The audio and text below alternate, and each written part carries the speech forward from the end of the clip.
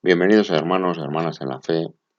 Vamos a leer del Génesis de la Biblia, el capítulo 1, versículos 1 a 30, la creación, que es lo que nos dice la Biblia de cómo surgió el universo, de cómo surgió la tierra, de cómo se creó, Dios creó las aguas, los animales, las plantas y el hombre.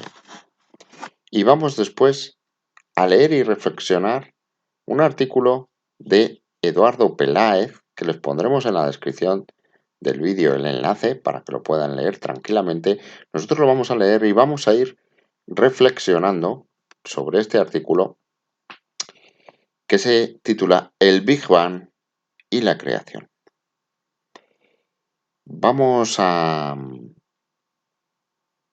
ver en el Génesis que la palabra expansión de los cielos, se nombra varias veces y vamos a después ver esa expansión, cómo se va llegando a lo largo de la historia de la ciencia a comprender y a comprobar experimentalmente que el universo está en expansión, que no es un universo estático. Vamos a empezar en la reflexión, empezaremos a partir de Newton, no vamos a la parte en la que el mundo era la Tierra, a la parte en la que Galileo el pobre descubrió que se movía, a la parte en la que Kepler descubrió las órbitas, a la parte en la que el mismo Aristóteles se daba cuenta de la esfericidad de la Tierra. No vamos a ir a esa parte, hablaremos de esto en otros vídeos, pero vamos a ir a partir de Newton. Entonces vamos a leer ahora brevemente y después iremos leyendo lo demás. La creación. En el principio creó Dios los cielos y la tierra. Y la tierra estaba desordenada y vacía, y las tinieblas estaban sobre la faz del abismo, y el Espíritu de Dios se movía sobre la faz de las aguas. Y dijo Dios: sea la luz, y fue la luz. Y vio Dios que la luz era buena, y separó Dios la luz de las tinieblas.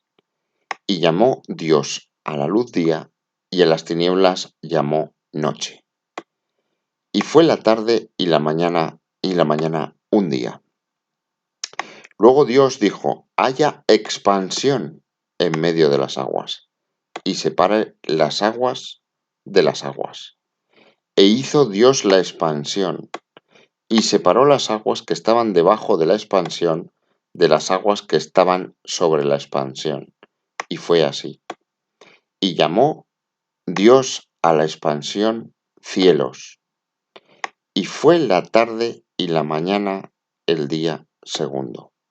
Fíjense que la palabra expansión ya ha salido 1, 2, 3, 4, 5 veces en los 8 versículos primeros de la creación. Expansión. Y llamó Dios a la expansión cielos, y fue la tarde y la mañana el día segundo. Dijo también Dios: júntense las aguas que están debajo de los cielos en un lugar, y descúbrase lo seco, y fue así.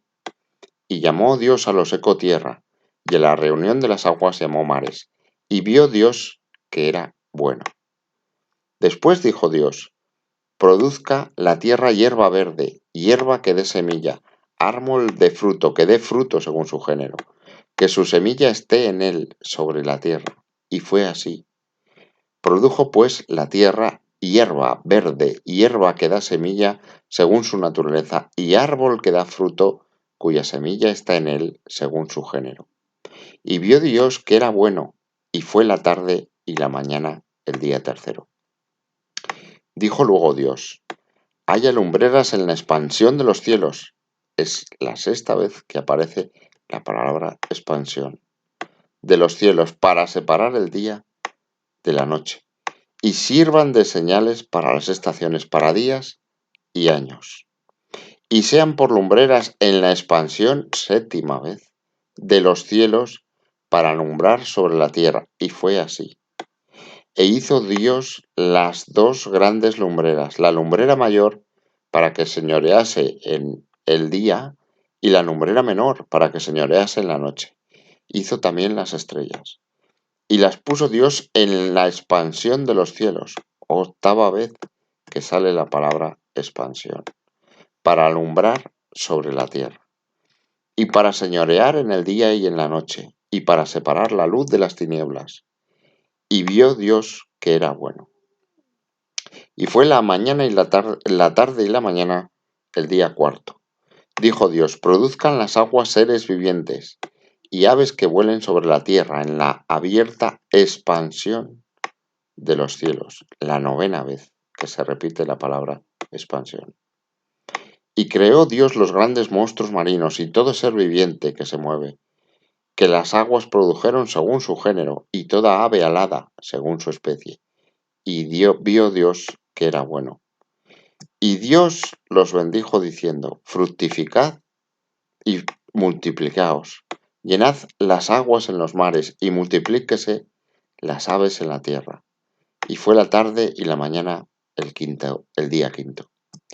Luego dijo Dios: produzca la tierra seres vivientes según su género, bestias y serpientes, y animales de la tierra según su especie. Y fue así. E hizo Dios animales de la tierra según su género, y ganado según su género, y todo animal que se arrastra sobre la tierra según su especie. Y vio Dios que era bueno. Entonces dijo Dios: hagamos al hombre a nuestra imagen, conforme a nuestra semejanza, y señoree en los peces del mar, en las aves de los cielos, en las bestias, en toda la tierra y en todo animal que se arrastra sobre la tierra. Y creó Dios al hombre a su imagen, a imagen de Dios lo creó, varón y hembra los creó. Y los bendijo Dios, y les dijo: fructificad y multiplicaos, llenad la tierra y sojuzgadla, y señoread en los peces del mar, en las aves de los cielos, y en todas las bestias que se mueven sobre la tierra. Y dijo Dios: he aquí que os he dado toda planta que da semilla, que está sobre la tierra, sobre toda la tierra, y todo árbol en el que hay fruto y que da semilla, os serán de comer. Y a toda bestia de la tierra, y a todas las aves de los cielos, y a todo lo que se arrastra sobre la tierra, en que hay vida, toda planta verde le será para comer. Y fue así. Y vio Dios todo lo que había hecho, y he aquí que era bueno en gran manera, y fue la tarde y la mañana el día sexto. Bueno, noten también, la palabra expansión hemos dicho 9 veces ha salido. Expansión, expansión de los cielos. Y un detalle, Dios aquí dice: todo fruto que da semilla os serán para comer. Os he dado toda planta que da semilla, y todo árbol en que hay fruto y que da semilla, y os serán para comer. Y las plantas verdes les serán para comer a los animales. O sea, aquí está hablando de semillas y frutos para comer el hombre. No vamos a entrar en ese debate, hablaremos de esto en otra vez. Bueno, la expansión 9 veces hemos dicho. Bueno, pues vamos a ahora reflexionar con esta muy buena publicación de este autor, Eduardo Pelaz, El Big Bang y la creación. Vamos a ir leyendo y comentando. Una de las aventuras científicas más apasionantes del siglo XX ha sido el estudio del universo, el logro del conocimiento de su origen, su forma y desarrollo.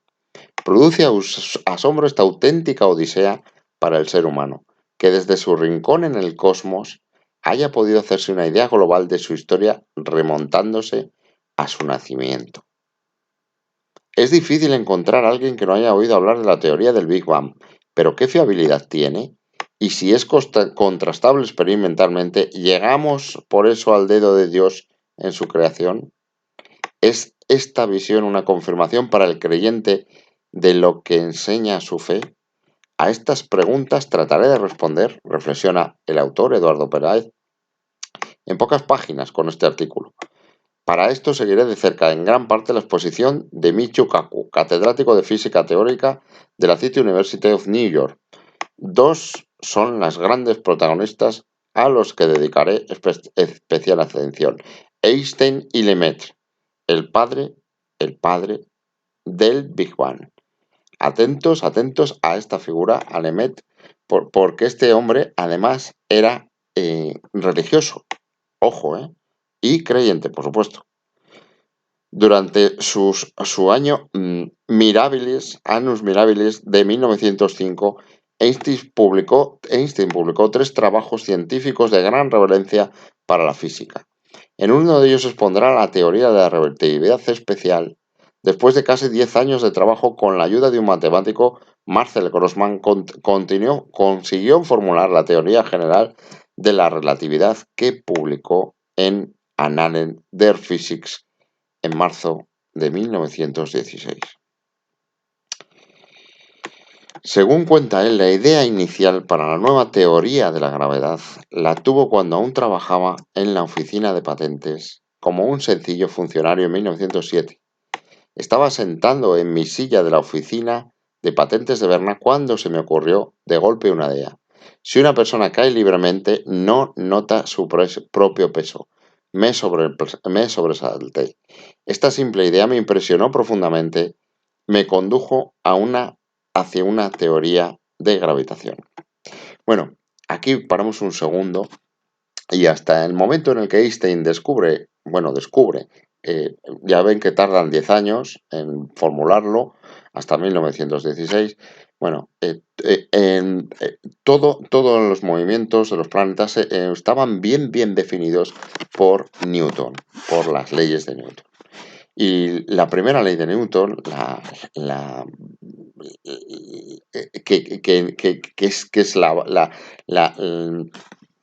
es una maravilla en sí misma. Es que en ausencia de fuerzas, sumatorio de fuerzas igual a cero, en ausencia de fuerzas, cualquier cuerpo tiende a moverse en una línea recta. Esa es la primera ley de Newton, que define lo que se llama también ley inercial, un sistema inercial. Esto, claro, ¿qué significa exactamente?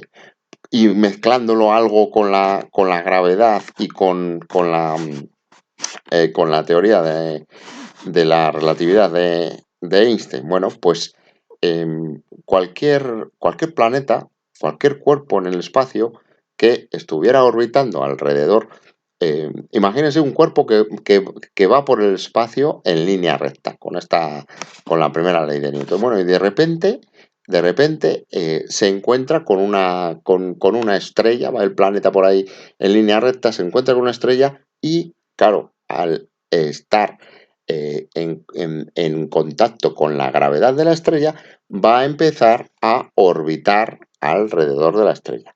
Claro, y va a empezar a orbitar con una forma elíptica, que hasta ahí Einstein pues era perfecto.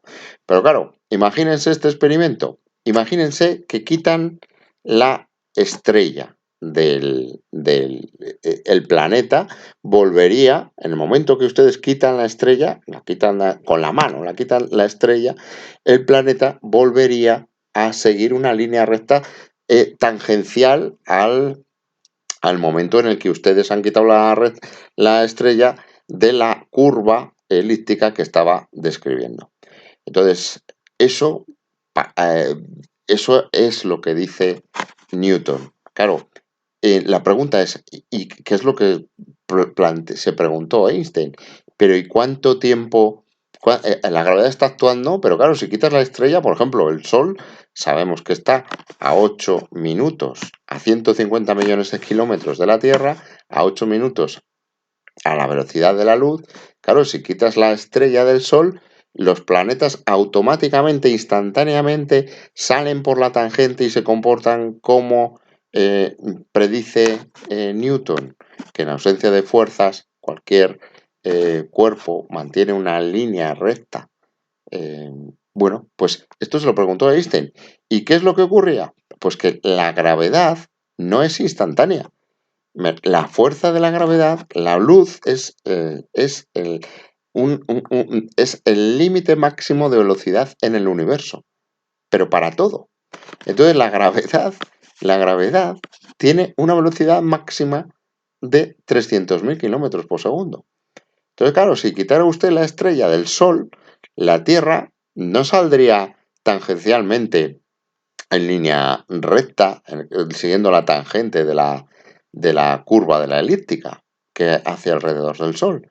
No, tardaría 8 minutos o sea, seguiría describiendo la elíptica hasta después de 8 minutos en el que la fuerza de la gravedad desaparecería, porque en esos 8 minutos ha existido la fuerza de la gravedad. Usted ha quitado la estrella, pero hay 8 minutos que la fuerza de la gravedad sigue trasladándose a la velocidad de la luz, 300.000 kilómetros por segundo durante 8 minutos.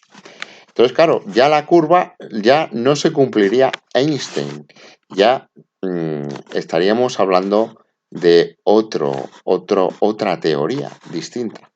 Y esto es una de las cosas que Einstein pensó. Entonces, para que vean que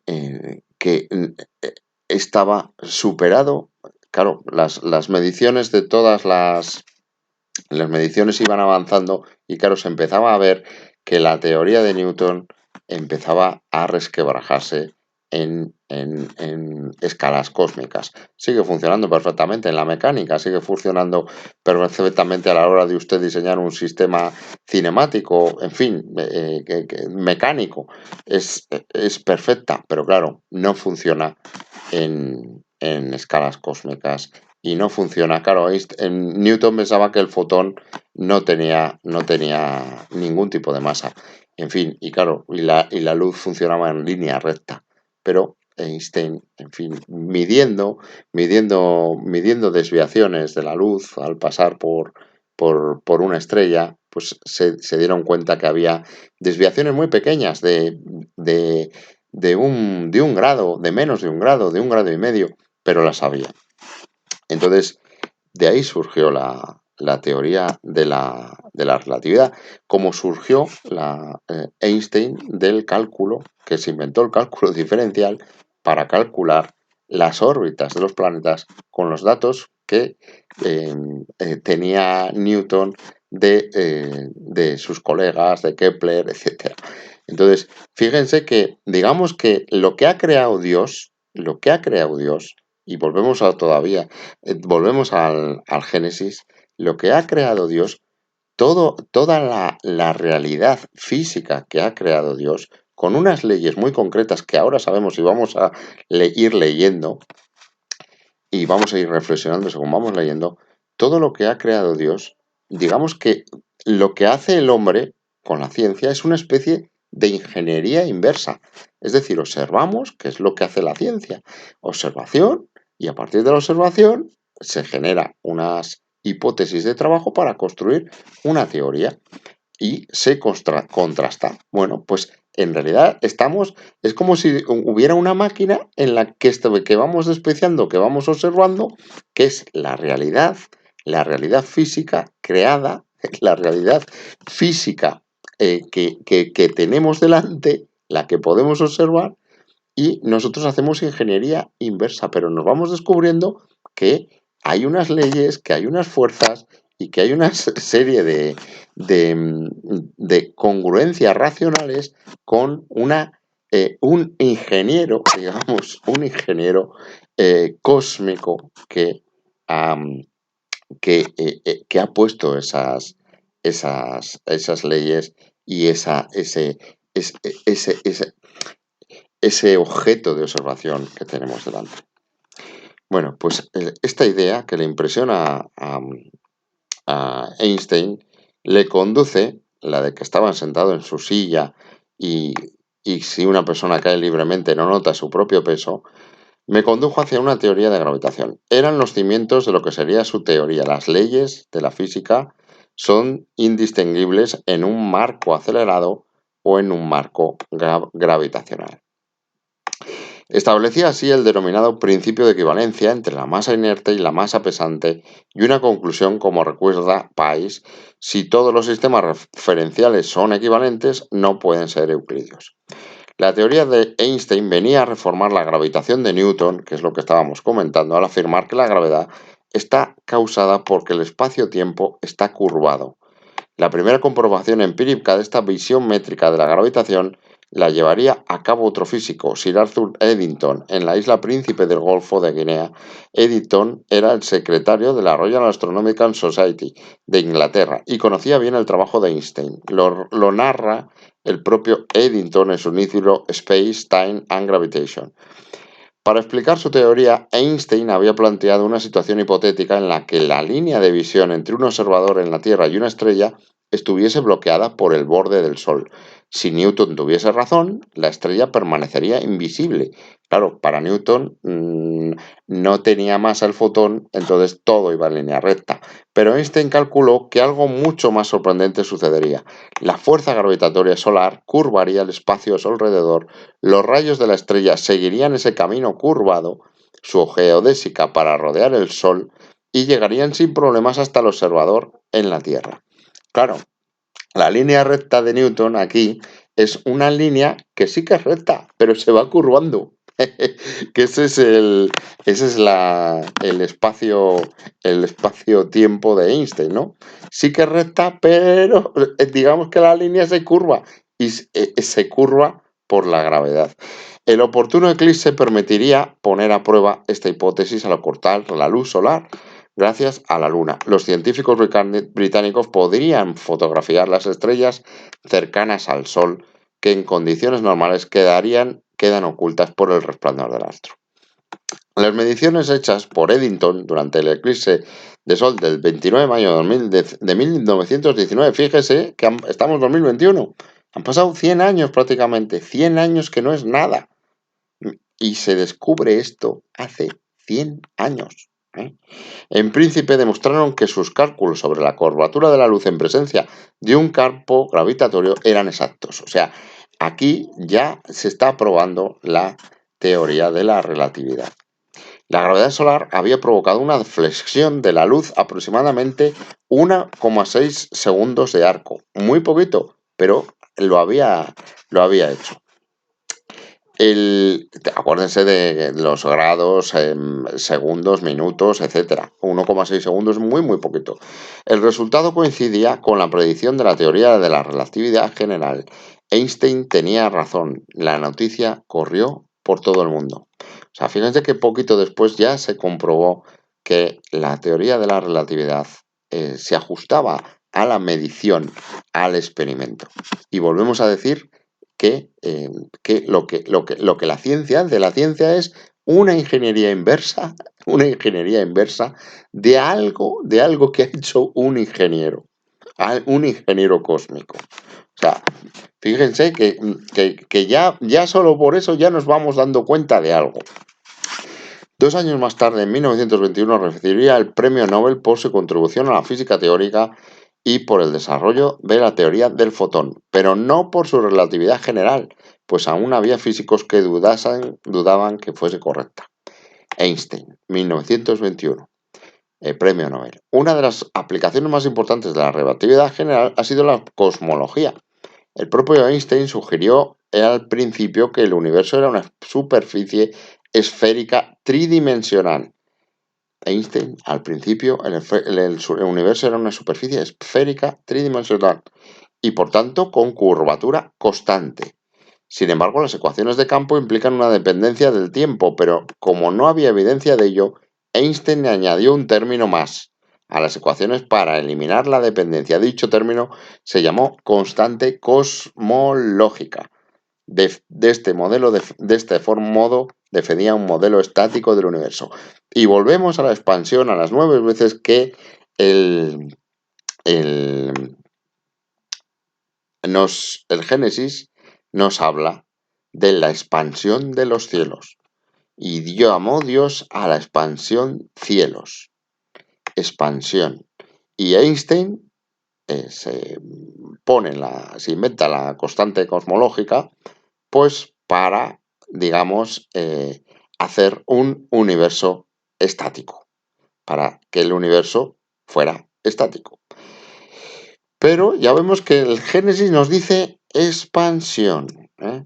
De este modo defendía el modelo estático del universo, que luego veremos lo que pasa, que no es estático, y que luego veremos que aparece otra vez la constante cosmológica, por otra cuestión. Desde 1917 la constante cosmológica ha hecho correr ríos de tinta.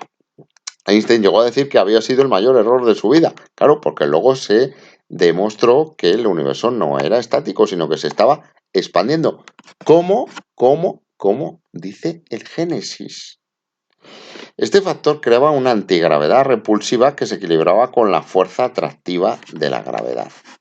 O sea, aquí digamos que esta constante es como una antigravedad. Esto es lo que convertía al universo en estático. La constante cosmológica asignaba energía al espacio vacío.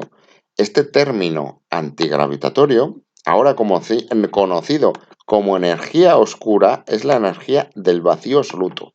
A ver, fíjense que ya está hablando de un nuevo concepto, que es la energía oscura, que es que se ha detectado experimentalmente que hay zonas del universo en las que no se está expandiendo a la velocidad que debería o que se predice, y hay otras zonas en las que se está acelerando más rápido y otras más lento.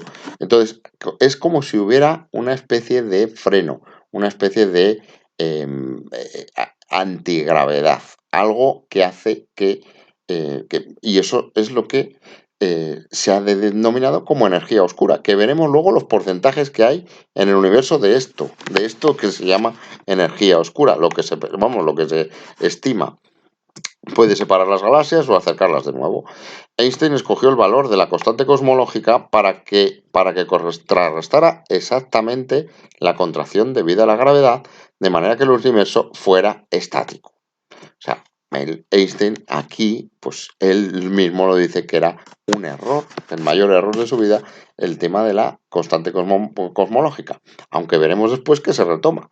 80 años después, como veremos, se encontraría la evidencia de la constante cosmológica, que ahora se considera la fuente de energía dominante del universo. Claro, ahora estamos hablando de la materia oscura combinada con la energía oscura. ¿Por qué? Porque existen, la predicción de la expansión del universo en la realidad observable no ocurre como en la teoría. También este mismo año, de 1917, Wilhelm de Sitter, un físico danés, vio que era posible encontrar una solución extraña a las ecuaciones de Einstein.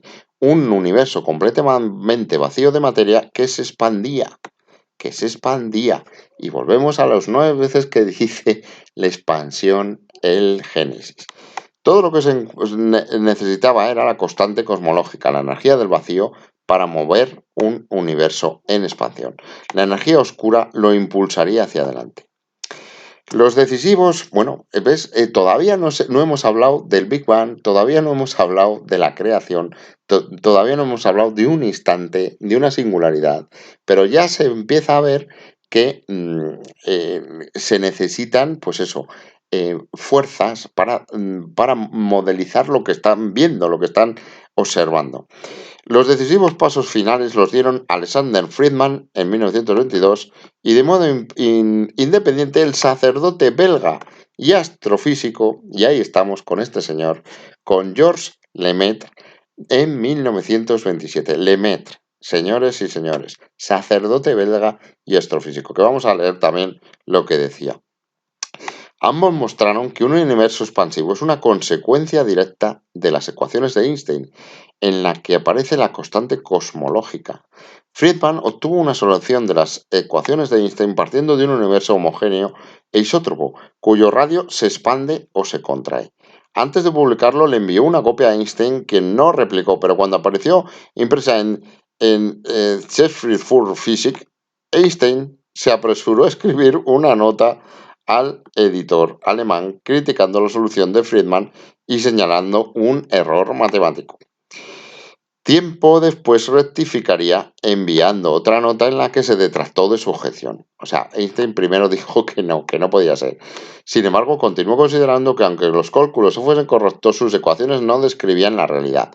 Algo parecido ocurriría con Lemaitre.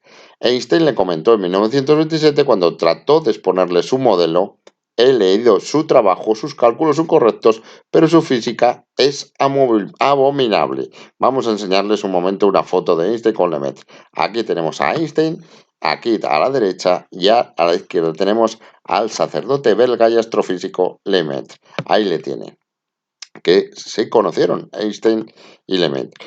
Lemaitre habría publicado sus cálculos y argumentaciones en Annals de la Sociedad Científica de Bruselas. En ese año, Friedman había fallecido pocos antes, en el 25, sin haber visto solucionado el problema. Fue Einstein quien le envió una copia de su trabajo en inglés a Lemaitre. La discusión permaneció activa hasta el 29, cuando el astrónomo Edwin Hubble, cuidado, empieza, digamos, la coincidencia, resultados que revolucionarían la astronomía. Demostró en primer lugar la presencia de galaxias fuera de la Vía Láctea. Fíjense, hasta el 1929 no se había demostrado la presencia de galaxias fuera de la Vía Láctea. Acuérdense, la Vía Láctea, 200.000 millones de años luz de diámetro, 200.000 millones de años luz. Perdón, 200.000 millones, 200.000 años luz. 200.000 años luz. Que si esto lo ponemos en milímetros, serían 200.000 milímetros. 200.000 milímetros entre 1000 son 200 metros. Pues imagínense, en 200 metros, un milímetro, que sería un año luz, es lo que tiene de diámetro la nube de Oort, que es una nube de pequeños asteroides que envuelve el sistema solar. Un año luz de diámetro, un milímetro dentro de 200 metros de largo. Esa es la escala para que se imaginen lo que es el sistema solar, lo que es la nube de Oort. Claro, la nube de Oort es un año luz. Imagínense que la distancia del Sol a la Tierra son 8 minutos a la velocidad de la luz. Pues imagínense un año luz la distancia que es. Y eso sería el diámetro de la nube de Oort, que sería un milímetro dentro de 200 metros, 200.000 años luz que tiene nuestra galaxia, la Vía Láctea. Bueno, pues esto ocurrió en 1929, Edwin Hubble. Por otra parte, en el 28 hizo un viaje trascendental a Holanda, donde se reunió con De Sitter, que afirmaba que la relatividad de Einstein predecía un universo en expansión con una relación de proporcionalidad entre el corrimiento al rojo y la distancia. Bueno, el corrimiento al rojo, pues es, lo van a ver por todos los sitios, es cómo se desvía hacia el rojo en función de la distancia, y eso, las estrellas, y eso, bueno, lo explicaremos mejor en otro momento, porque si no nos vamos a extender mucho. Cuanto a más distancia estuviera una galaxia de la Tierra, más rápidamente se alejaría de nosotros, que es como se traslada hacia el rojo la longitud de onda. Bueno, cuando Hubble volvió al observatorio de Mount Wilson, cerca de Pasadena, California, comenzó un estudio sistemático de los corrimientos al rojo de las galaxias que había encontrado. Es decir, se había dado cuenta Hubble de que las galaxias se estaban alejando, y alejando no solo de un punto, sino unas de otras, para ver si la correlación era cierta. Sabía que en 1922 Bestowel y Schiffer había demostrado que algunas nebulosas se alejaban de la Tierra. creando un corrimiento al rojo de su espectro. Hubble calculó sistemáticamente el corrimiento al rojo del espectro de galaxias lejanas y descubrió que estas galaxias se alejaban de la Tierra, es decir, que el universo se expandía a un ritmo vertiginoso. Descubrió que sus datos confirmaban la conjetura de De Sitter, que ahora se conoce como la ley de Hubble. La velocidad a la que se aleja una galaxia es directamente proporcional a su distancia y viceversa. Y volvemos al Génesis, hermanos, hermanas en la fe, la expansión de los cielos. Y la palabra expansión que sale 9 veces en el Génesis. Demostrada por Edwin Hubble. Las galaxias se expanden, los cielos se expanden. A la expansión Dios lo llamó cielos. Fíjense, la Biblia y la realidad y la ciencia. Parece la Biblia el manual del ingeniero que ha construido la máquina. Y parece que el hombre lo que está haciendo es una ingeniería inversa para comprender cómo funciona esa máquina. Ya lo empezamos a ver, hermanos, hermanas en la fe, que es lo que le ocurría a Lemaitre. Ahora vamos a ir a ello. En 1930, muy buena esta hay que agradecer al autor, muy buena, pues lo vamos comentando, pero es buenísimo cómo lo cuenta. En 1930 Einstein visitó el observatorio de Mount Wilson, donde conoció a Hubble. A medida que Hubble exponía los resultados que había obtenido laboriosamente a partir del estudio de multitud de galaxias, todas alejándose de la Vía Láctea, todas corriéndose al rojo, comenzó a derrumbarse su idea de un universo estático. Einstein. En ese año Lemaitre acudió a Eddington. Lemaitre, que le había dicho que era abominable su física a Einstein, con el que había trabajado años atrás, enviándole sus conclusiones. Eddington se convenció de la hipótesis de la expansión del universo y conversó de ello con Einstein en Cambridge. Ahora sabemos que si se llevan las ecuaciones de Einstein a su conclusión lógica, estas muestran que el universo ha tenido un comienzo singular. Hermanos, hermanas en la fe. Hermanos, hermanas en la fe. Hermanos, hermanas en la fe. La expansión del universo. Y ya estamos en un comienzo singular. Esto es lo que hizo Lemaitre en 1931, afirmando que el universo había tenido origen en una gran explosión. Lemaitre, sacerdote. Lemaitre, hombre de fe. Lemaitre, hombre espiritual. Si el universo se expande a un ritmo determinado, que Hubble había comprobado con el corrimiento al rojo, se puede invertir esta expansión y calcular aproximadamente cuándo se inició la expansión. En otras palabras, el universo no solo tuvo un inicio, sino que también podemos calcular su edad. Por primera vez, este modelo, es decir, la hipótesis del átomo primitivo, que este concepto de átomo primitivo, de la singularidad, lo inventó, fue el que lo denominó, que fue Lemaitre, como lo llamó en dicho año Lemaitre, que presentó la hipótesis del átomo primitivo, la hipótesis de la singularidad inicial, la hipótesis del Big Bang. Artículo publicado en Review de Questions Scientifiques y meses después lo defendió en la British Association for the Advancement of the Science, en un ambiente controvertido. Hay que considerar que la descripción de la relatividad general nos proporciona sobre la expansión del universo es tal que es el propio espacio el que se expande, y no se trata por tanto de una simple explosión ordinaria donde los objetos que participan en ella se alejan entre sí sin alterar la estructura espaciotemporal. O sea, es todo el espacio. Imagínense, imagínense el, mm,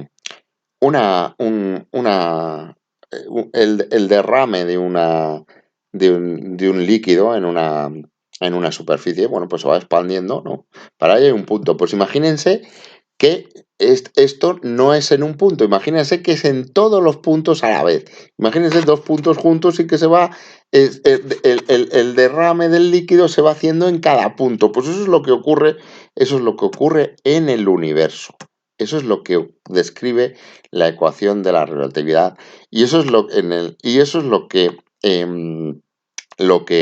Hubble le enseñó a Einstein también, para que viera que todas se estaban expandiendo desde todos los puntos. Además, de acuerdo con el principio cosmológico, ocurre en todo punto de igual forma, que es lo que acabamos de decir, de manera que no podemos situar el centro de la expansión en ningún lugar concreto. Este hecho ha sido denominado por algunos la nueva revolución copernicana del siglo XX. Dios mío, si Copérnico, que no hemos ido tan atrás, ya hablaremos otra vez, si Copérnico estuviera vivo y viviera esto. No solo orbitan alrededor del Sol los planetas, no solo, no, es que todo el universo se está expandiendo. En esos años Einstein reconsideró su actitud hacia la tesis de Lemaitre, y en 1933 en Pasadena y en 1935 en Princeton, fíjense que estamos hablando de hace ya muy poco tiempo, se mostró mucho más abierto. Su resistencia a la teoría del Big Bang, porque le parecía hecha para sostener la creación, se desvaneció. Einstein que decía que Dios no juega a los dados. Einstein que creía también, pero claro, no tenía no se imaginaba que iba a coincidir la creación, con la física. Y claro, fíjense quién le reveló y se desvaneció su universo estático. Lemaitre, que le tienen ahí a la izquierda, sacerdote, hombre de fe y astrofísico. ¡Qué maravilla! ¡Qué maravilla! Es que es una... es una maravilla, hermanos de la fe, cómo ha ocurrido esta, entre comillas, ingeniería inversa. Que Einstein y Lemaitre. Dios no juega a los dados.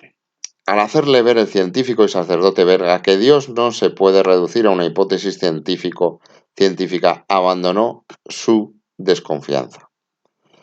En 1948 estaban claras dos posturas rivales entre sí. Por una parte, Bondi, Gold y Hoyle propusieron el modelo del estado estacionario del universo con la hipótesis de una creación continua compatible con la teoría relativista. Nuestras galaxias y estrellas irían naciendo a lo largo del tiempo. De este modo, el universo sería eterno y autosuficiente, sin principio en el tiempo. En el otro extremo estaba el físico ucraniano Gamov y su equipo R. Alpher y Hermann.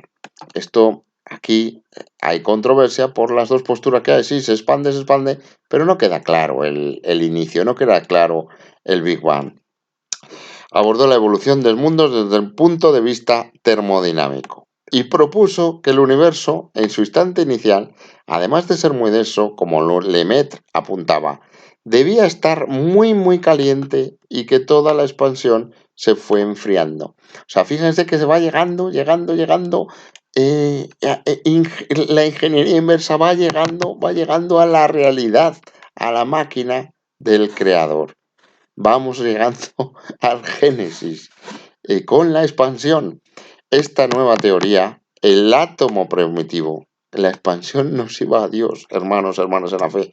Esta nueva teoría, el átomo primitivo caliente, de Lemaitre armonizaba con la cosmología, con la física de partículas elementales, con la termodinámica, con el primer principio de la termodinámica. En resumido, incremento de energía es calor menos trabajo. Es decir, toda la energía infinita que se ha puesto alguien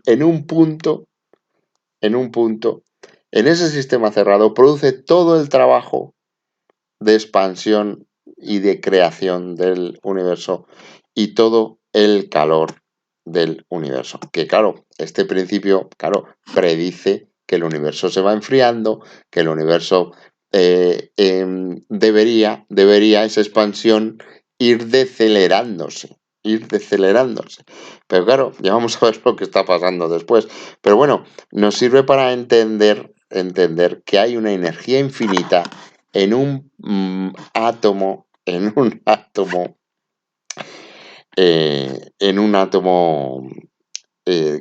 átomo de Lemaitre, en un punto atómico de Lemaitre. Entonces, además predijeron una fría radiación cósmica de fondo que debería detectarse. O sea, esto lo predijeron, estamos hablando, fíjense que hace poquísimo. Y en contraposición con la otra teoría de que el universo pues no necesitaría inicio y que se está expandiendo y que bueno, en el tiempo se va creando todo y no hay inicio y está todo ahí. Y el universo no tiene principio ni final y es infinito. Bueno, pues esta posible radiación cósmica de fondo que debería existir sería una prueba definitiva a favor del Big Bang.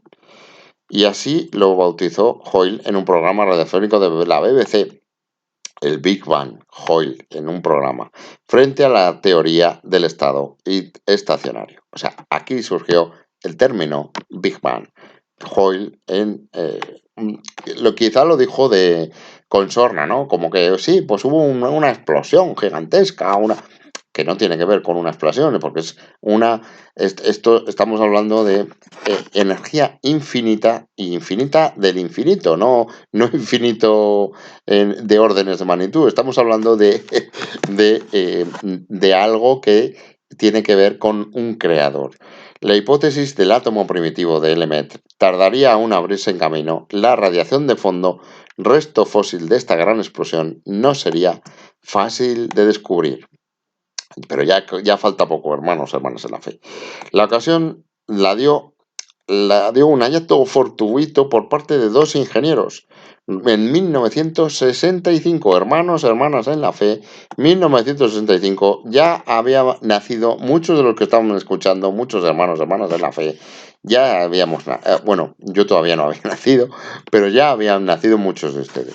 Robert Wilson y Arno Penzias. Estos dos investigadores habían construido un radiómetro en los laboratorios Bell de Crawford Hill en New Jersey que intentaron utilizar para radioastronomía y experimentos de comunicaciones por satélite. El instrumental tenía un exceso de temperatura de ruido de pocos grados Kelvin, con el que ellos no contaban. O sea, fíjense que tenían un instrumental tan preciso que había ahí había unos grados Kelvin que fallaban. Los dos científicos desconocían el trabajo de Gamow. Gamow que decía que tenía que haber habido un principio termodinámico del universo, ¿no? Y sus calamidades. Y fue el físico de Princeton, Dick, quien identificó correctamente esta radiación como la radiación de ondas de fondo de Gamow. Penzias y Wilson recibieron el premio Nobel por su trabajo y la teoría del Big Bang recibió el espaldarazo que necesitaba Lemaitre con el sacerdote astrofísico. Leyó la noticia en el Astrophysical Journal el 13 de mayo de 1965. Estaba gravemente enfermo y fallecería el 20 de junio de 1966.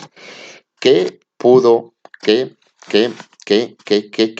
maravillosa sensación de certeza de la existencia de Dios, de un creador, tuvo que tener Lemaitre? ¡Qué revelación! Hermanos, en la fe, estamos ante el Big Bang comprobado experimentalmente por Penzias, Wilson y dentro de la teoría de Gamow, que está basada en Lemaitre y en Einstein, hermanos, hermanas en la fe, hermanos, hermanas en la fe, es Dios, Dios es la mano de Dios.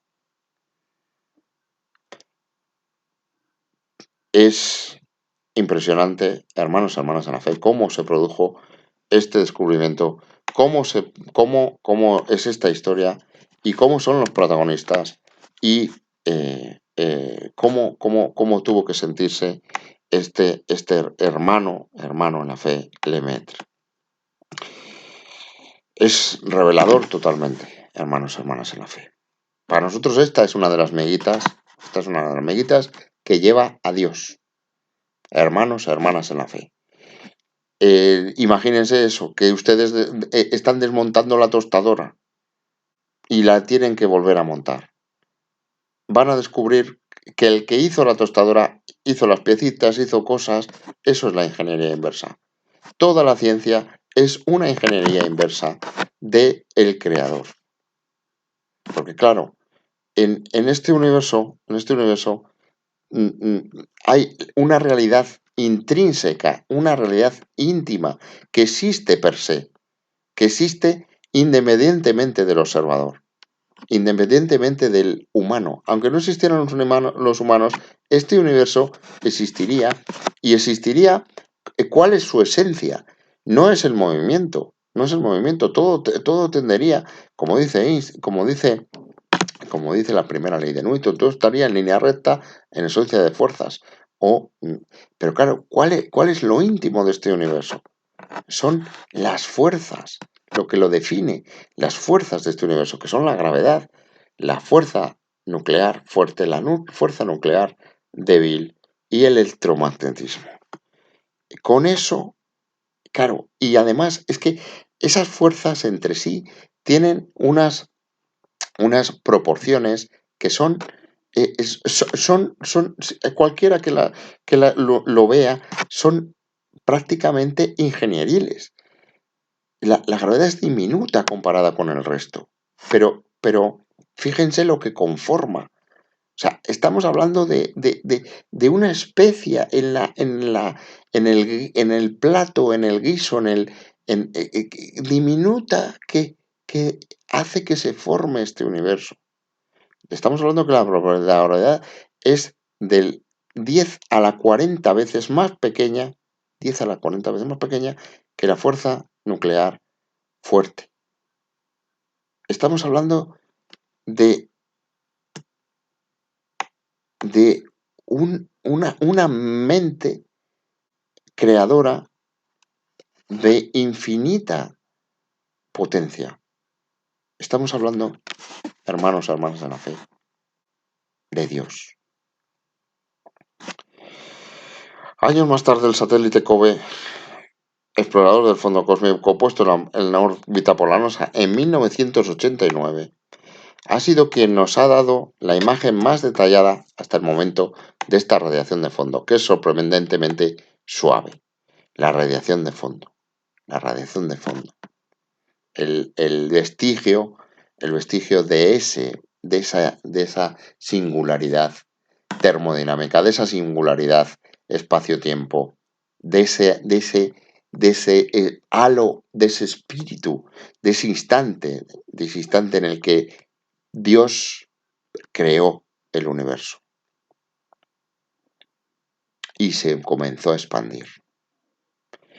Fíjense, 1989. Acuérdense de esa imagen con forma elíptica, superficie elíptica, que tiene un montón de variaciones de colores, de azul, verde, rojo.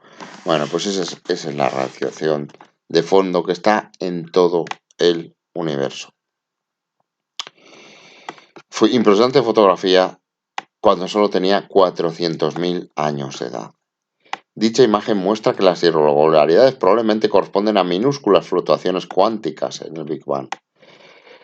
Según el principio de incertidumbre, el Big Bang no pudo ser una explosión perfectamente uniforme, ya que los efectos cuánticos deberían haber producido irregularidades en un cierto tamaño.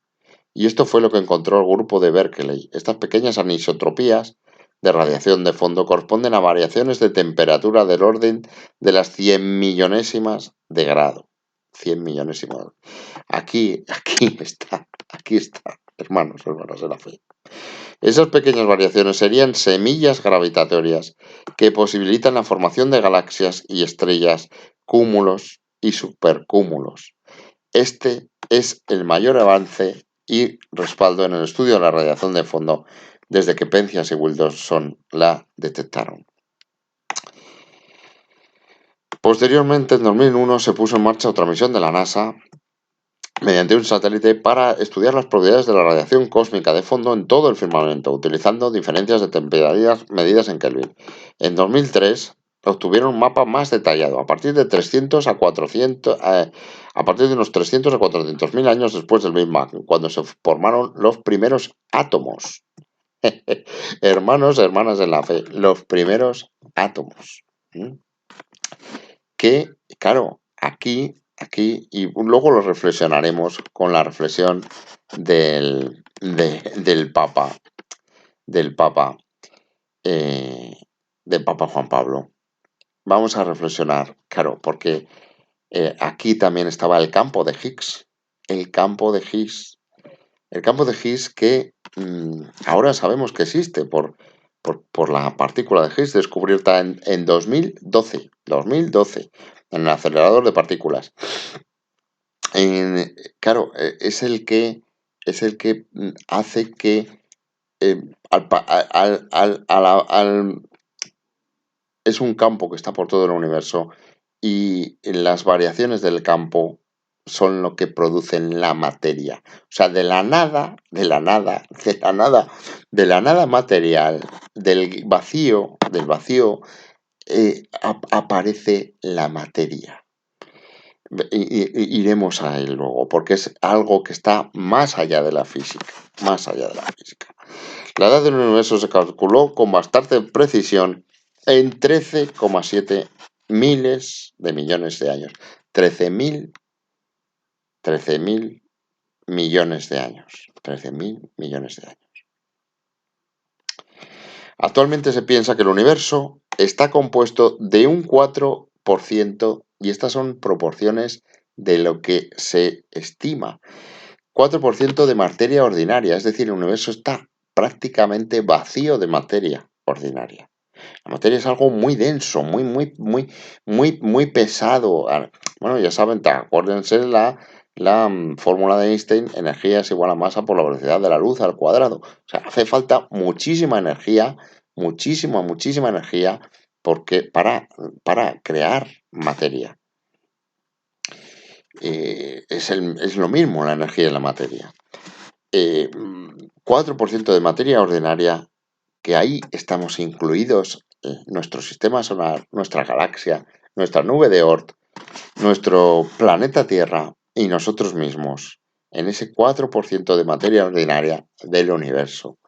23% de materia oscura y un 73% de la misteriosa energía oscura.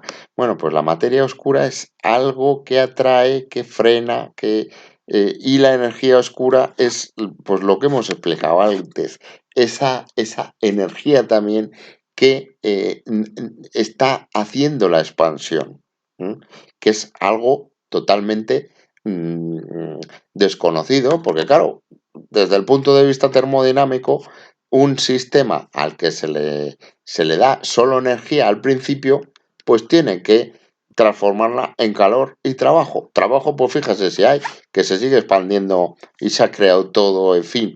Y calor, pues el universo va bajando de temperatura, debería enfriarse totalmente y debería parar esa expansión. Pues no ocurre eso. Un 73% de la misteriosa energía oscura, que constituye de este modo la mayor fuente de materia-energía del universo entero. Que un hermano en la fe, nuestro hermano en la fe que reflexiona con nosotros, Él tiene una teoría que es que el Espíritu Santo, hermanos, hermanas de la fe, es el que sostiene esta expansión. Y claro, ¿qué ocurre en los límites de este universo? Porque claro, estos límites de este universo, el universo se está expandiendo en todas partes dentro de sí. O sea, es como una especie de multiesfera, digamos, ¿no? ¿Qué ocurre en los límites del universo? ¿Cómo existe ahí el campo de Higgs? ¿Qué hay más allá? ¿Quién está creando al otro lado, al lado espiritual? El lado espiritual decimos porque, claro, si existe un creador que existe y está aquí demostrado en el Big Bang, si existe un ingeniero que ha hecho esta máquina, que es la realidad, y nosotros vamos descubriéndola con la ingeniería inversa, que es la ciencia, ¿qué hay más allá? ¿Qué hay antes del Big Bang? ¿Qué hay en los confines del universo? ¿Qué hay en el momento en el que se expande? ¿Qué hay? Que claro, no hay espacio-tiempo. Estamos hablando del mundo espiritual. ¿Cómo se construye? ¿Qué es esa energía oscura? Hermanos, hermanas en la fe, estamos en manos de Dios. Analizando supernovas de galaxias cercanas, los astrónomos han podido calcular el ritmo de expansión del universo a lo largo de miles de millones de años. Para su sorpresa, la conclusión a la que han llegado es que la expansión del universo, en vez de estar ralentizándose como la mayoría pensaba, claro, por el primer principio de la termodinámica, lo que hemos dicho, está de hecho acelerándose. La explicación aún no ha sido descubierta. Aquí, yo, aquí me veo a hermanos en la fe como Ledmet, sacerdote con fe que, fíjense que él descubrió el átomo primigenio. El átomo primigenio, el instante, la singularidad, que luego se confirmó. Pues, hermanos, hermanas en la fe, ¿qué es? ¿Por qué se expande? Se sigue expandiendo el universo. La constante cosmológica de Einstein, que Einstein introdujo inicialmente, vuelve a aparecer esta constante. Esta imagen del universo, el acelerado, parece confirmar la idea de universo inflacionario propuesta por primera vez por el físico Alan Guth, que es una modificación de la teoría original del Big Bang de Friedman y Lemaitre, donde hay dos fases del proceso de expansión. Por tanto, tenemos hoy en día la comprensión bastante razonable de la historia del universo a partir de un cierto instante inicial. Nuestra reconstrucción de la historia cósmica, nuestra ingeniería inversa, aplicando la ciencia, que no es más que eso, hermanos, hermanas de la fe, que es una ingeniería inversa del creador, hacia atrás en el tiempo, llega hasta el momento en el que empezamos a ignorar las leyes físicas que determinan los procesos relevantes. Ese momento sucede cuando la edad del universo es del orden del tiempo de Planck, 10 a la menos 44 segundos, y los efectos cuánticos gravitacionales serían dominantes. 10 a la menos 44 segundos, y ahí está la esencia de la realidad. Hermanos, hermanas en la fe, que son las 4 fuerzas del universo. Ahí están. O sea, es como una especie de... Es que es una revelación esto, hermanos, hermanas en la fe. ¿Qué realidad es que es perfecta para que el hombre, un ser vivo, en un planeta rodeado de seres vivos, con conciencia, con razón, con racionalidad, ¿qué leyes son esas en 10 a la menos 44 segundos que producen un ser como nosotros? hermanos, hermanas en la fe. ¿Qué mano ha creado esas leyes? Fundamento de esta realidad, esencia de esta realidad, prueba de la existencia de esta realidad. Ahí está, en 10 a menos 44 segundos, en el tiempo de Planck. De esta forma, hermanos, hermanas en la fe, hemos llegado a una conclusión convincente. Durante el siglo XX, nuestro conocimiento de la gravitación y de la estructura de la materia ha permitido que el universo sea accesible a la razón humana. Es más, diría yo, que la razón humana creada es capaz de hacer ingeniería inversa de el universo, porque está íntimamente conectada, como vamos a reflexionar luego con el Papa. Son numerosos los científicos que hemos visto, solo los más sobresalientes, y ojo que aquí está Higgs, que es que Higgs, la partícula de Higgs aparece en una ecuación, es una elucubración. El campo de Higgs es una elucubración matemática para dar cobertura a una teoría.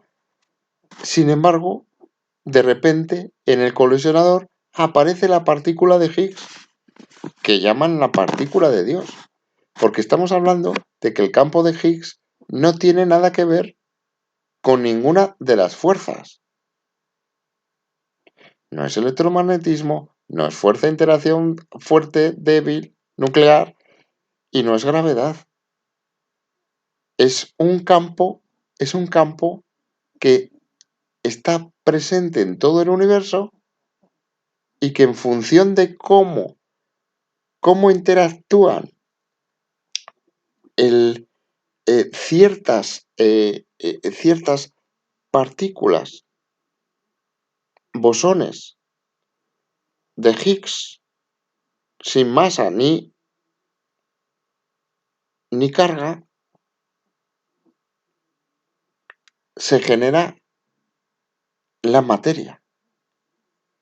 O sea, es algo, esto ya es metafísica de la materia.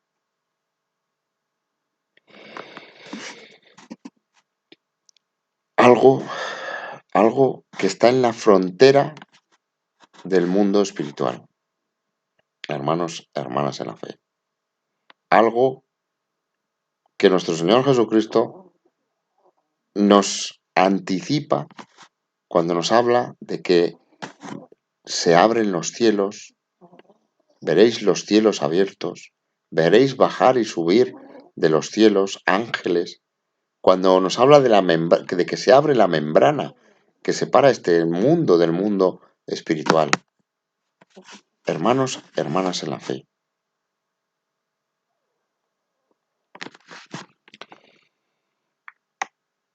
Georges Lemaitre, el padre del Big Bang, sacerdote.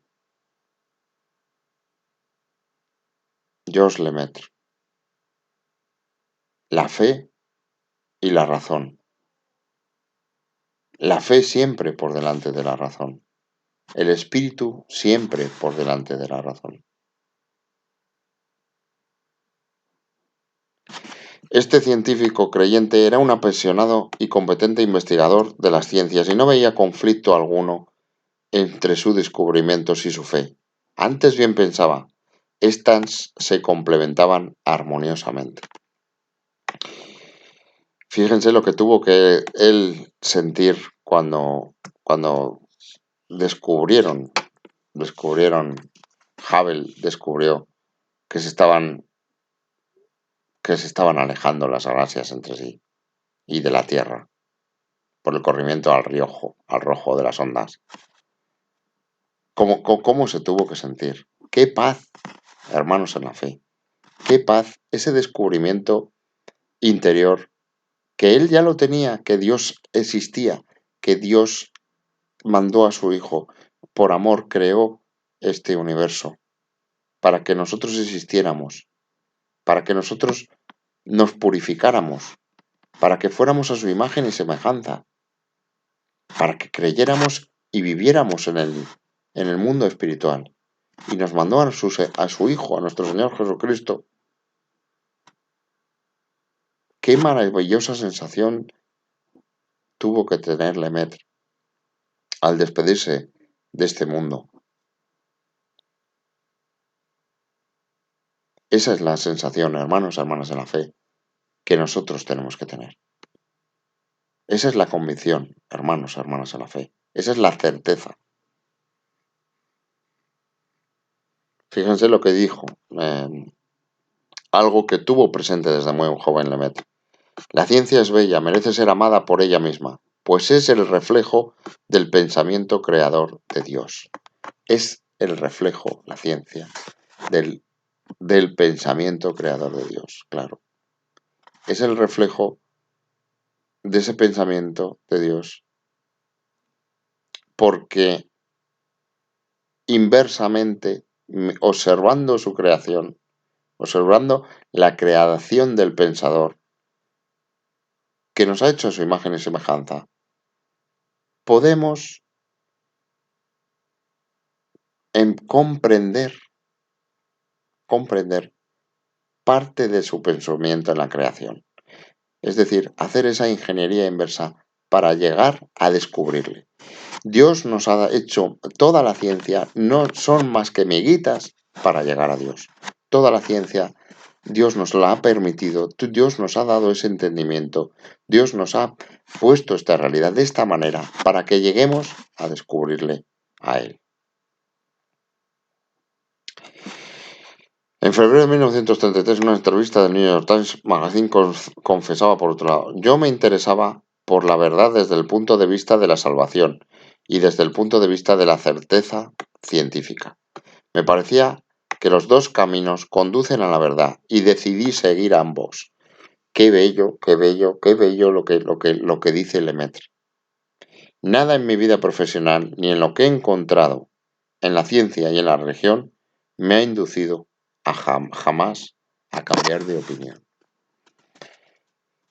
Gracias Lemaitre por esta visión.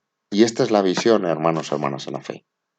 Tenemos la suerte de haber vivido en una época en la que la ciencia, como dice Lemaitre, es la que puede descubrir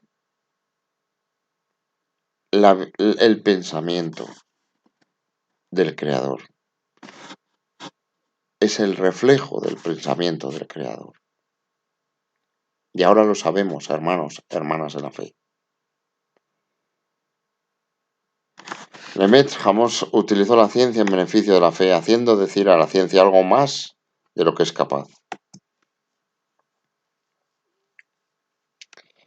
Ya, hermanos, hermanas de la fe, ya no hace falta. Es por eso que estos tiempos son convulsos. Satanás está revuelto, porque le queda poco tiempo. La virtud del demonio es la ocultación. Demoni virtus in lumba est. La virtud del demonio está oculta. El demonio siempre quiere ocultarse. El demonio siempre... ¿Qué mayor ocultación del demonio, del Satanás, que pensar que vivimos en un mundo solo material? Un ser espiritual engaña, solo es material. Y nosotros nos lo creemos, y nosotros nos lo tragamos. Ahora sabemos que el mundo material tiene un trasfondo espiritual. Hermanos, hermanas en la fe. Por eso es muy importante que no perdamos esa visión, porque Satanás está ahí y está muy revuelto. Ya vemos los tiempos. Vemos los tiempos muy, muy revueltos, hermanos, hermanas en la fe. Miraba, decía Lemaitre, el modelo del Big Bang como congruente con la creación, pero a la vez estaba convencido de que ambas eran caminos autónomos diferentes y que complementarios que convergen en la verdad última. Que convergen en la verdad última. Y recordamos ahora el Génesis, al principio, las 9 veces que nos dice la palabra expansión. Y a la expansión Dios lo llamó cielos. Converge, hermanos, hermanas, en la fe. Y vamos ahora con Juan Pablo II en su discurso en la Academia Pontificia de las Ciencias el 3 de octubre de 1981, donde exponía así esta convergencia, que es la maravilla de existir en este universo con esas leyes concretísimas que Dios ha puesto para que lleguemos con las mediguitas que ha dejado a descubrirle. Porque estamos conectados, porque nuestra mente y nuestro espíritu converge con Dios. Reflexionaba así Juan Pablo II. Toda hipótesis científica sobre el origen del mundo, como la de un átomo primitivo, de Lemaitre, como el átomo primitivo, como la singularidad, como el Big Bang, del que procedería el conjunto del universo físico, deja abierto el problema referente al comienzo del universo. La ciencia no puede por sí misma resolver dicha cuestión. Hace falta ese saber del hombre que se eleva por encima de la física y de la astrofísica y que recibe el nombre de metafísica. Hace falta sobre todo el saber que viene de la revelación de Dios. De la revelación de Dios. Hace 30 años, el 22 de noviembre de 1951, mi predecesor, el Papa Pío XII, hablando del problema del origen del universo con ocasión de la Semana de Estudios sobre la cuestión de los microseísmos, organizada por la Pontificia Academia de las Ciencias, decía lo siguiente: sería inútil esperar una respuesta de las ciencias de la naturaleza, las cuales, por el contrario, declaran con lealtad hallarse ante un enigma insoluble. Igualmente es cierto que el espíritu humano entregado a la meditación filosófica penetra más profundamente en el problema.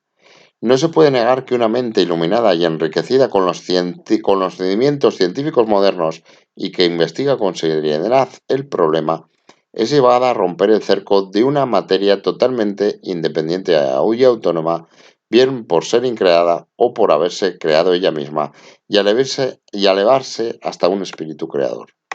Con la misma mirada diáfana y crítica con que examina y juzga los hechos, llega a vislumbrar y a reconocer en ellos la obra de la omnipotencia creadora, cuya virtud, suscitada por el poderoso fiat, hágase, pronunciado hace miles de millones de años por el espíritu creador, se desplegó dentro del universo, llamando a la existencia, en un gesto de amor generoso, a la materia desbordante de energía. La fe no entra en colisión con la ciencia, pues ambas se sitúan en niveles distintos. Dios no actúa en plano de las casualidades creadas, sino en el trascendente. Lemaitre lo comprendía bien y lo exponía con claridad, delimitando dichos campos. La ciencia puede apuntar hacia la solución sin acabar de resolverla. Quizá por esto no estaría de acuerdo del todo con Einstein cuando, en una conferencia suya en el Instituto Tecnológico de California el 7 de mayo del 33, en la que describió el universo en expansión, el físico alemán se levantó a la conclusión y aplaudió y dijo: «Esta es la explicación más hermosa y satisfactoria de la creación que haya escuchado jamás». Palabras que el profesor belga encontraría matizables. Es lo que hizo el 10 de septiembre del 36 en el Congreso Católico de Malinas, a mitad de camino entre Bruselas y Amberes, dedicado a la cultura católica y las ciencias positivas. El científico cristiano, decía Lemaitre, tiene los mismos medios que su colega no creyente. También tiene la misma libertad de espíritu, al menos si la idea que se hace de las verdades religiosas está a la altura de su formación científica. Sabe que todo ha sido hecho por Dios, pero también sabe que Dios no sustituye a sus criaturas. El científico cristiano dice: la actividad divina omnipresente se encuentra por doquier oculta. Hermanos y hermanas en la fe, es que aquí está la clave. Para el que cree, hermanos y hermanas en la fe, todo es un milagro. Y para el que no cree, no existen los milagros. Todo es un milagro, hermanos, hermanas en la fe. Nunca se podrá reducir el ser supremo a una hipótesis científica. La revelación divina no nos ha enseñado lo que éramos capaces de descubrir por nosotros mismos, al menos cuando esas verdades naturales no son indispensables para comprender la verdad sobrenatural. Por tanto, el científico cristiano va hacia adelante libremente, con la seguridad de que su investigación no puede encontrar en conflicto con su fe.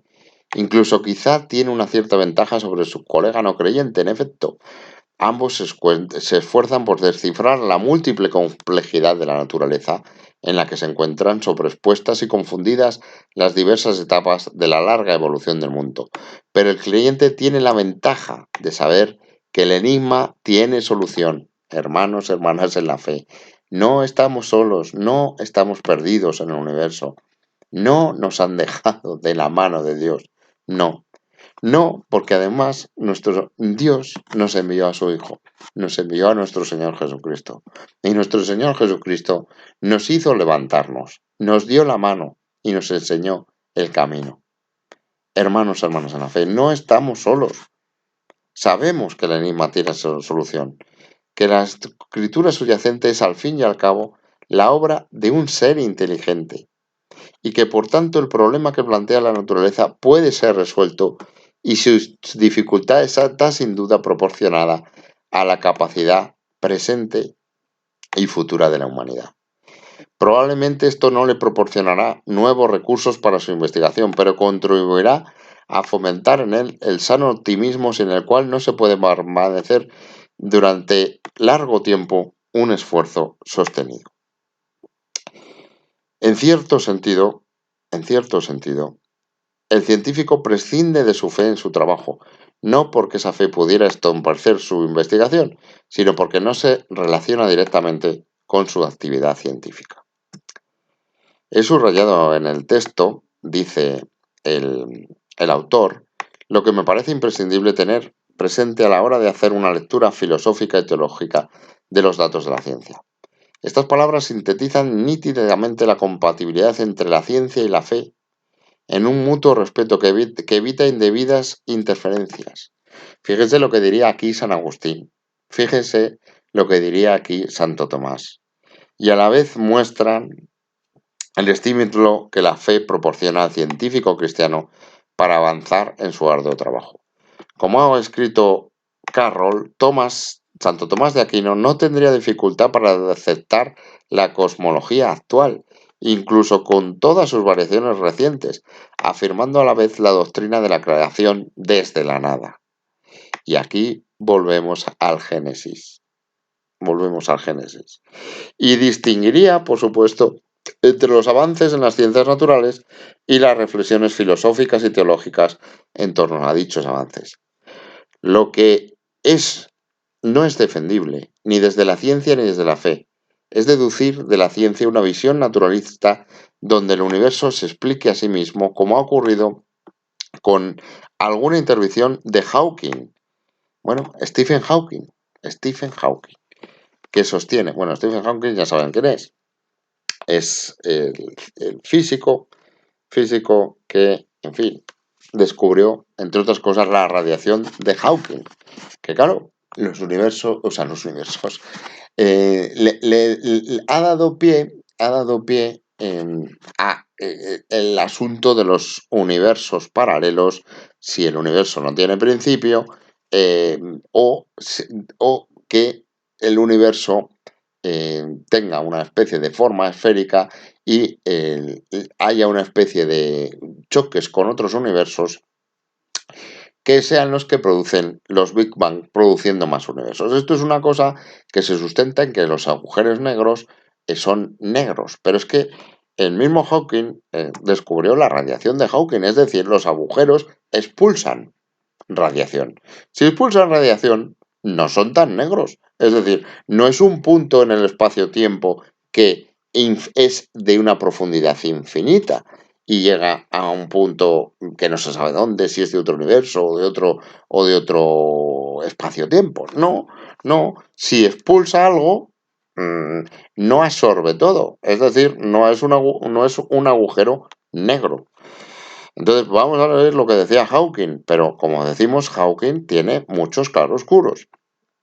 El universo podría ser autocontenido y completamente determinado por las leyes de la ciencia. O sea, Hawking es un ateo y no cree en Dios. Entonces, claro, aquí estamos ya en la falacia del ignorante. Claro, demostrar una proposición que no tiene demostración, Hawking no puede demostrar que Dios no existe. Pero es que ahora nosotros ya podemos empezar a demostrar que Dios sí existe. Es decir, la falacia del ignorante hay que aplicársela a Hawking, no a nosotros. Incluso ha hablado de una autocreación, intentando englobar el Big Bang en una teoría más amplia que evite la singularidad inicial, lo que acabamos de decir. Hay que decir que esta teoría no tiene ningún apoyo experimental. Lo de que existan más universos, que se choquen entre sí, produzcan un Big Bang, en fin. Y no deja de ser un contrasentido, pues el universo no tiene en sí mismo la razón de su ser y no puede crearse. O sea, el universo se ha creado a sí mismo.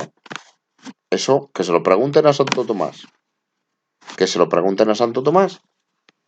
Le daría 100.000 argumentos y le demostraría 100.000 argumentos lógicos para decir que lo que está diciendo es una tontería.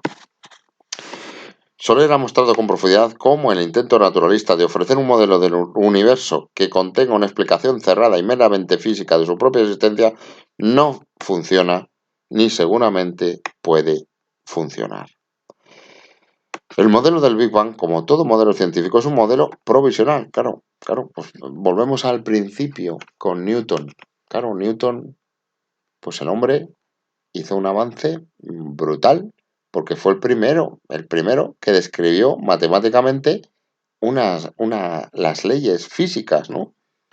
La gravedad, el movimiento, las aceleraciones, bueno, toda la mecánica newtoniana, todas las máquinas que utilizan ustedes están basadas en cálculos cinemáticos con las ecuaciones que además son sencillísimas, de, de Newton.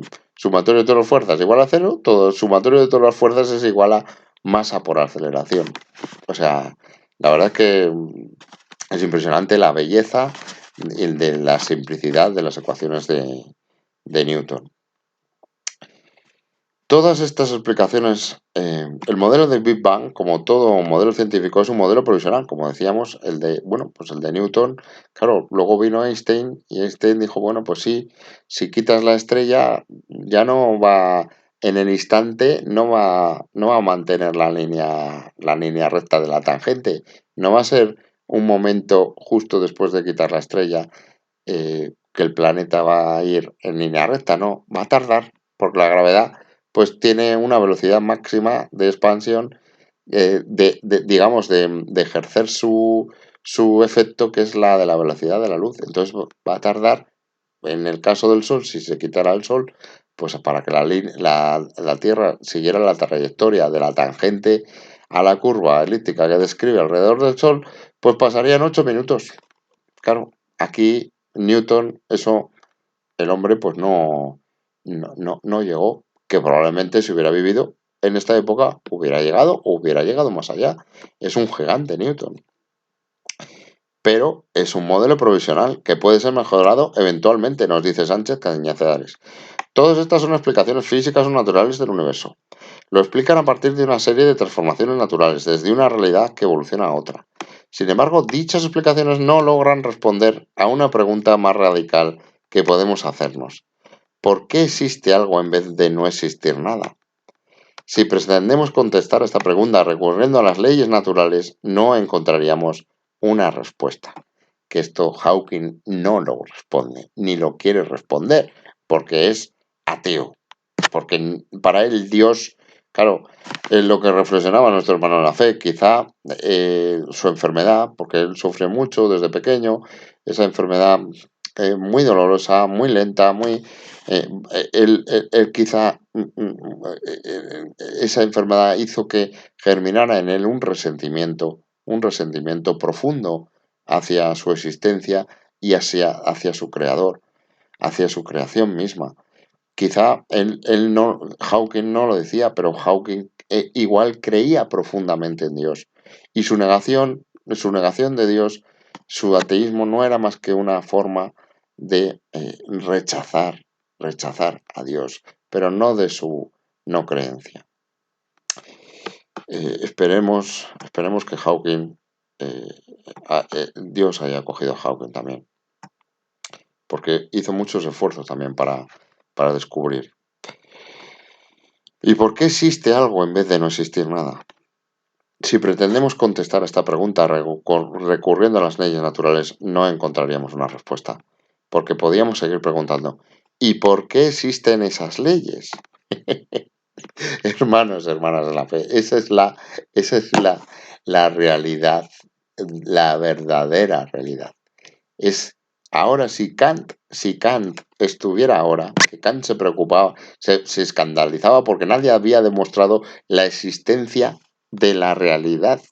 O sea, Descartes había demostrado la existencia porque, digamos, lo intrínseco de la existencia del hombre porque pienso, luego existo, pero de la realidad no decía nada. Y Kant se escandalizaba por eso, porque es que nadie había demostrado cuál era la esencia de la realidad. Todo lo que vemos en la realidad es real. ¿Cuál es la esencia de la realidad? Porque si quitamos todo el movimiento, lo que cambia, todo lo que... La esencia es lo que nunca cambia, lo que no es lo íntimo de una partícula, una propiedad, que no... Eso es lo que quería Kant descubrir. Pues Kant ahora lo descubriría y aquí está cuál es la esencia de esta realidad. Son las cuatro leyes del universo. La gravedad, que bueno, la gravedad no se sabe si es las cuatro leyes, las cuatro fuerzas del universo. Las cuatro fuerzas del universo son las leyes que definen esta realidad, este universo.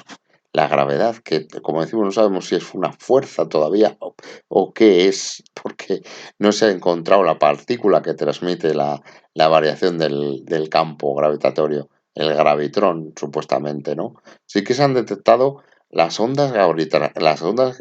gravitacionales, disculpen, las ondas gravitacionales. Recientemente, con unos púlsares, unas estrellas que están dando vueltas y esas variaciones de la gravedad alrededor de ellas se transmiten a través del tejido espacio-temporal, como si fueran ondas. Pues se han detectado las ondas gravitacionales, que van a ser una fuente de descubrimientos científicos brutales y aprenderemos muchas cosas y viviremos, si Dios quiere, muchas cosas para gloria de Dios. Pero no existe el gravitrón, no se ha encontrado el gravitrón, no sabemos lo que es el gravitrón. Por eso decimos la fuerza de la gravedad, entre comillas, la fuerza nuclear fuerte y débil y el electromagnetismo. Y ojo que el electromagnetismo, que al principio se creían que eran fuerzas separadas, la electricidad y el magnetismo, pues ya sabemos, las ecuaciones de Maxwell es preciosas, que los juntaron, el electromagnetismo, y ojo que la fuerza de interacción débil ya está ligada con el electromagnetismo y ya hay una teoría que une la fuerza de interacción fuerte con la débil y por tanto con el electromagnetismo, aunque no está demostrada. Pero bueno, estamos ya hablando, esto es con respecto a la teoría de la unificación, de que esta pregunta, estas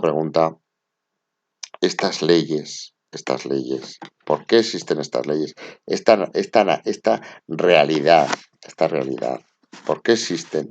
Decimos que el universo necesita una explicación fuera de sí mismo, no en cuanto a las leyes físicas, sino para responder a esta pregunta radical.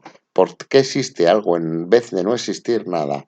¿Y por qué existen estas leyes? ¿Y por qué existe esta realidad con esas propiedades intrínsecas y demostrables de que son únicas y que son esas fuerzas? Hermanos, hermanas en la fe.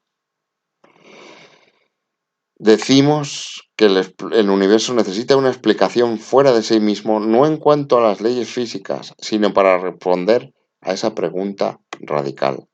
La razón última de la existencia del universo la estudian la filosofía y la teología, siguiendo el camino racional propio de estos saberes, distinto y complementario del de la ciencia. Se llega a conocer que el universo tiene una causa. Bueno. Estamos hablando de Aristóteles, de su primer motor. Estamos hablando de Santo Tomás, que existe por sí misma y no puede existir la causa fuera de él, y que esa causa es Dios, que ha creado el universo con sus leyes naturales y con sus fuerzas. Esa causa todopoderosa, esa causa inmanente, esa causa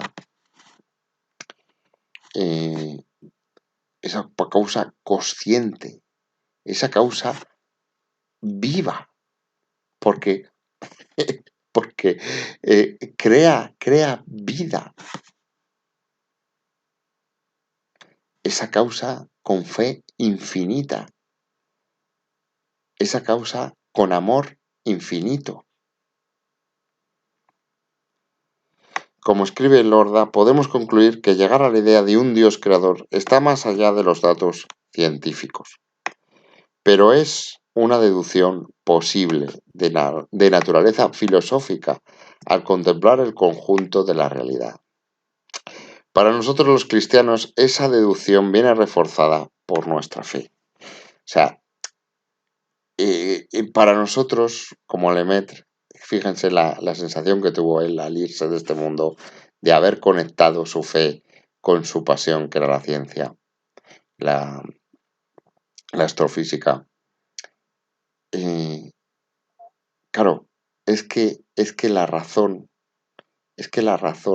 es una amiguita que nos ha puesto nuestro Señor Jesucristo, nos ha puesto Dios, para que lleguemos a Él, para que lleguemos a descubrirle.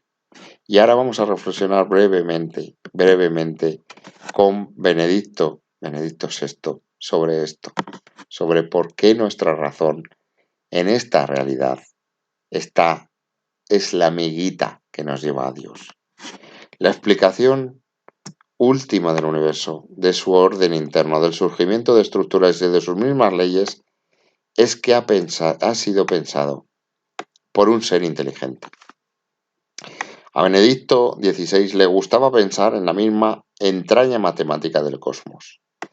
Galileo dijo que la naturaleza tiene entraña matemática, pero ese orden maravilloso merece una explicación. A Einstein le llenaba de asombro que pudiese describirse su funcionamiento con sus unas elegantes ecuaciones matemáticas. Me parece casi increíble, dice el Papa alemán, en un encuentro con los jóvenes de abril de 2006, que coincidan una invención del intelecto humano y la estructura del universo, que aquí es todavía más dramático y más crítico con el bosón de Higgs, el campo de Higgs, que en sí mismo es una derivación matemática que podría ser una elucubración simplemente. No tiene nada que ver con la experimentación, pero ocurre. Y aquí, sobre esto reflexiona aquí el Papa, que coincidan una invención del intelecto humano y la estructura del universo. La matemática inventada por nosotros nos da realmente acceso a la naturaleza del universo y nos permite utilizarlo. Por tanto, coincide en la estructura intelectual del sujeto humano y la estructura objetiva de la realidad. La razón subjetiva y la razón objetivada en la naturaleza son idénticas. Y aquí, hermanos en la fe, que miren lo que dice el Papa y qué es lo que creemos nosotros. Creo que esta coincidencia entre lo que nosotros hemos pensado y el modo como se realiza y se comporta la naturaleza son un enigma y un gran desafío, porque vemos que en definitiva es una razón, es una, hermanas en la fe. Y aquí vamos al credo, que lo vamos a leer otra vez arriba. La razón que las une a ambas, nuestra razón no podría descubrir la otra si no hubiera una idéntica razón en la raíz de ambas. En la raíz de ambas, que es Dios creó al hombre a su imagen y semejanza. El conocimiento cada vez más preciso del universo, que huye de todo reduccionismo, nos habla patentemente de un logos creador, que por la fe sabemos que es amor. Hermanos, hermanas en la fe, que este vídeo, que este comentario, que esta reflexión del credo y de este bellísimo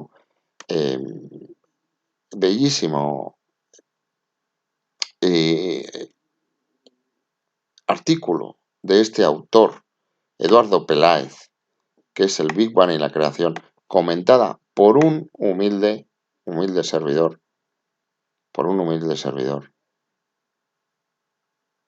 un humilde discípulo de nuestro Señor Jesucristo, que es un servidor. Hermanos, hermanas en la fe, les sirva como miguita para encontrar a Dios y a su Hijo, nuestro Señor Jesucristo. Porque ven el camino. Es un camino inverso. Dios es la razón y nos da a nosotros la razón para descubrirle, llegar a descubrirle a Él. Y nos envía a su Hijo Jesucristo. Nos envía a Él mismo, se envía hecho carne para enseñarnos el camino una vez que le hemos descubierto, una vez que creemos y estamos bautizados al reino de los cielos, al mundo espiritual, al mundo en el que realmente seremos libres. Nos liberaremos de toda esta materia, nos liberaremos de todo ese 4% que hay en el universo, que es lo más denso de la creación. Nos liberaremos de esta carcasa y seremos nosotros, porque nuestro nombre está escrito en los cielos antes de nacer, que nos revela nuestro Señor Jesucristo. Hermanos, hermanas en la fe, que Dios les bendiga, que Dios les proteja y que nuestro Señor Jesucristo les coja de la mano y les guíe. Amén.